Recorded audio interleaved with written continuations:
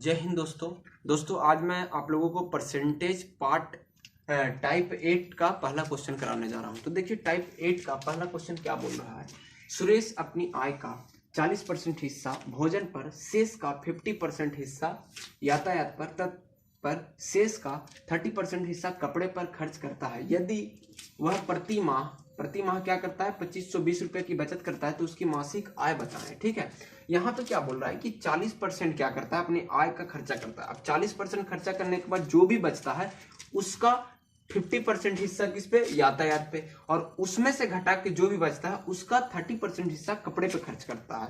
और फिर लास्ट में जो बचता है, यदि वह प्रति माह इतने रुपए की क्या करता है, बचत करता है, तो उसकी मासिक आय क्या होगा। तो सबसे पहले मान लेते हैं कि कोई भी चीज अपने आप में 100% होता है, तो सबसे पहले उसका आय क्या होगा, 100 होगा। क्या होगा, 100। तो अगर 100 को हम लोग क्या करें कि सुरेश की अपनी आय का 40% जब यहाँ पे खर्चा करता है, तो यानी कि आय, मान लिए हम यहाँ पे आय, देखिए आय हम लोग 100 माने, क्या माने, 100।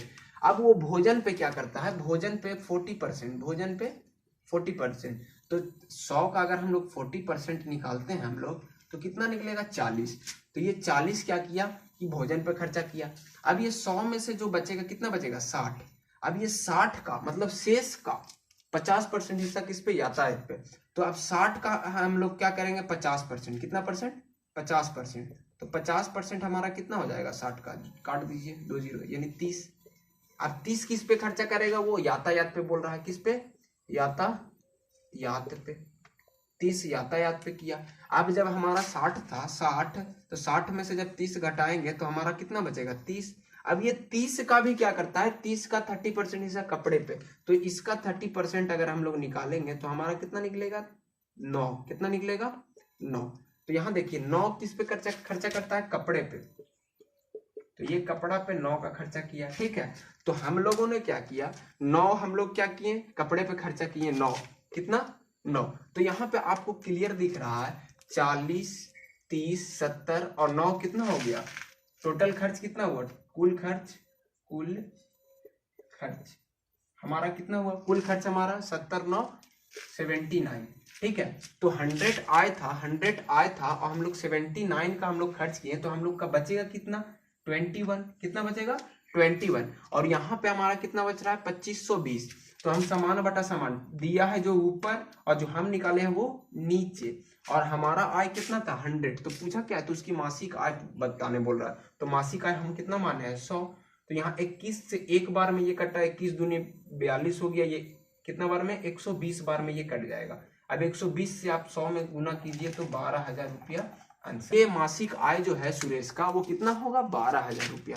तो इस तरीके से हम सॉल्व कर सकते हैं। ठीक है, तो अब चलते हैं हम लोग नेक्स्ट क्वेश्चन की तरफ। तो चलिए अब हम लोग चलते हैं टाइप 8 का दूसरे क्वेश्चन की तरफ। ठीक है, तो यहाँ देखिए टाइप 8 का दूसरा क्वेश्चन क्या है। एक व्यक्ति अपने आय का 20% हिस्सा भोजन पर, किस पे, भोजन पे, शेष का 30% हिस्सा यातायात पे तथा शेष का 1/3 भाग किराए पे खर्च करता है। यदि वह 5600 रुपए की बचत करता है तो उसकी मासिक आय बताएं। ठीक है, तो सबसे पहले हम लोग आय मानेंगे 100। कितना, 100। अब वो क्या बोला, अपनी आय का 20%, तो 20% जब हम इसमें से क्या करेंगे, निकालेंगे इसका, तो हमारा आएगा 20। तो यहाँ पे मतलब हमारा 20 खर्चा हुआ किस पे, भोजन पे। तो हमारा जब 100 में से 20 घटाएंगे तो हमारा बचेगा कितना, 80। कितना बचेगा, 80। फिर बोला क्या, शेष का 30%, यानी 80 का 30%। तो 80 का जब 30% निकालेंगे तो हमारा निकलेगा 24। देखिए यहाँ 80 का 30%, ये जीरो से ये जीरो, ये जीरो से ये जीरो, 8 तरीके 24। अब फिर क्या बोला है, तथा शेष का 1/3, मतलब 80 में से फिर 24 को घटाना है तो बचेगा कितना हमारा, 56। तो 56 का हमारा क्या निकालना है, 1/3 भाग। तो 1/3 भाग आप निकालिए, तो 56 का 1/3 भाग निकालिए आप, तो 56 बटा में क्या हो जाएगा, 56 बटा में 3 गुना हो जाएगा इससे, तो 56 बटा में 3। तो यहाँ कितना हो गया, 56 बटा में 3 हो गया। अब ये तीनों को हम जोड़ देंगे, तीनों को जोड़ देंगे और इसमें से घटा के देंगे तो हमारा बचत निकल जाएगा। तो 100 में से हम लोग क्या करेंगे, 20 प्लस 24 प्लस 56 बटा में 3 को क्या करेंगे, जोड़ देंगे। तो आप यहाँ जोड़िए, 44 हो गया। तो 100 माइनस 44 प्लस 56 बटा में 3। अब इसका क्या कीजिए, आप गुना कीजिए, तो 100 माइनस क्या हो जाएगा, ये आपका 4 तिहाई 12, 4 तिहाई 12, 1 13 प्लस 56। ठीक है, बटा में 3 हो जाएगा। अब ये 100 में से अगर माइनस करते हैं तो आपका कितना हो जाएगा, 188 फिर जाके इसको आप 100 में से क्या कीजिए, 188/3 को आप क्या कीजिए माइनस। तो जब हम लोग माइनस करेंगे तो यहाँ हमारा क्या होगा, 300 माइनस 188 और बट्टा में क्या आ जाएगा 3, यानी 112/3 हमारा क्या होगा बचत। ये हमारा आय है और ये हमारा क्या है कुल खर्च को हम लोग जोड़े हैं, कुल खर्च को, तब जाके हमारा क्या निकला है, ये बचत। क्या निकला, ये बचत निकला। तो हम बचत कितना निकाले 112/3 और यहाँ बचत कितना दिया 5600, तो 5600 और बट्टा में क्या हो जाएगा 112/3। अब हमको निकालना क्या आय, तो आय के लिए हमारा कितना माने थे 100, तो 100 से गुना, तो ये 3 चला जाएगा ऊपर, तो 5600/112 बचेगा इंटू 100 और ये 3 ऊपर चल गया, तो 112, ये 56 एकम 56, 56 दूनी 112। अब ये 2 से काटिए 10 को, तो यहाँ 50, अब 50 दिया 150 होगा और इंटू 100 से हो जाएगा।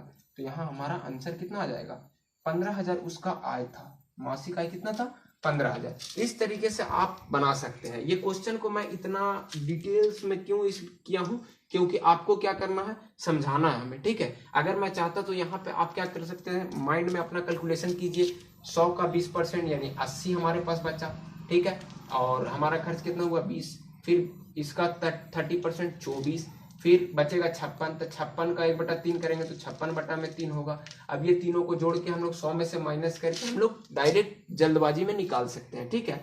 तो आप जब इस क्वेश्चन को कीजिएगा तो आप आसानी से जल्दबाजी में इस तरह का क्वेश्चन का आंसर निकाल सकते हैं, लेकिन आपको पहले प्रैक्टिस करना होगा, ठीक है। अब चलते हैं टाइप 9 की ओर।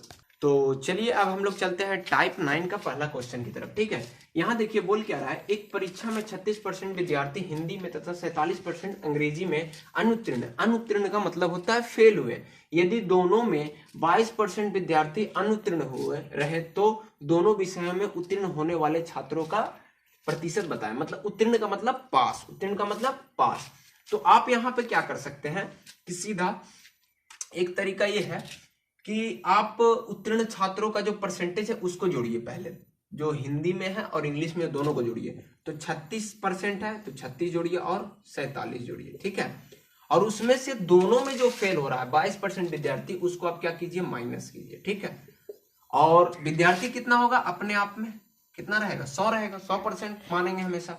अब यहाँ देखिए ये दोनों जुड़ के कितना हो जाएगा 7 6 13, यानी कितना हो जाएगा ये 83 और माइनस 22, तो हमारा कितना होगा फेल, यानी फेल वाला ये हमारा निकल रहा है। क्या निकल रहा है फेल, यानी कि अनुत्तीर्ण। क्या निकल रहा है अनुत्तीर्ण वाला, ठीक है। तो यहाँ हमारा कितना 61 अनुत्तीर्ण हुए, तो पास कितने होंगे, पास हमारा इतना होगा कि 100 में से 61 माइनस करेंगे तो हमारा 39 जो होंगे वो क्या होंगे पास, यानी उत्तीर्ण होंगे। क्या होंगे उत्तीर्ण। हमारा उत्तीर्ण की संख्या कितना हो जाएगा 39, तो हमारा आंसर इस तरीके से 39 आ सकता है। एक तरीका और है, यहाँ पे आइए आप एक कॉलम बनाइए, सर्कल बनाइए दो। एक परीक्षा में 36% विद्यार्थी हिंदी में, तो पहले हिंदी का एक सर्कल हम बना लिए। दूसरा बनाइए किसका 47% अंग्रेजी में, तो दूसरा बनाइए आप अंग्रेजी का, तो अंग्रेजी का बना दिए एक काला से, ठीक है। अब क्या हुआ कि ये जो देख रहे हैं ना ये वाला पार्ट, ये वाला पार्ट है दोनों सब्जेक्ट के लिए। किसके लिए, दोनों के लिए। तो यहाँ पे आइए, ये हुआ क्या हिंदी और ये हुआ अंग्रेजी, ठीक है। हिंदी और अंग्रेजी का हमारा कॉलम बन चुका है। तो बोला क्या है, हिंदी में हमारा कितना परसेंट 36%, 36%, ठीक है। और इसमें कितना बोल रहा है 47 अंग्रेजी में, 47% अंग्रेजी में और 22% दोनों में। तो 22% हम यहाँ दोनों में कर दिए, 22 हम दोनों में कर दें, ठीक है। तो यहाँ पे आप इसको इरेज कर लीजिए, लिखिए या मत लिखिए कोई दिक्कत नहीं है। तो यहाँ देखिए कि अब हमारा जो सिर्फ और सिर्फ क्या है, इसको भी मिटा देते हैं। यहाँ लिखते हैं 36 इसमें बोला है और इसमें 47 बोला है। कितना बोला है 47, ठीक है। तो यहाँ देखिए जब 36 सिर्फ और सिर्फ हमको हिंदी में निकालना है, तो इसमें से इसको घटाएंगे तो हमारा हिंदी में जो फेल होगा लड़का वो निकलेगा। तो इसमें से इसको घटाइए तो आपका कितना निकलेगा 14। कितना निकलेगा 14। अब इसमें से इसको आप घटाइए, इसमें से आप इसको घटाइए तो हमारा निकलेगा 25। कितना 25।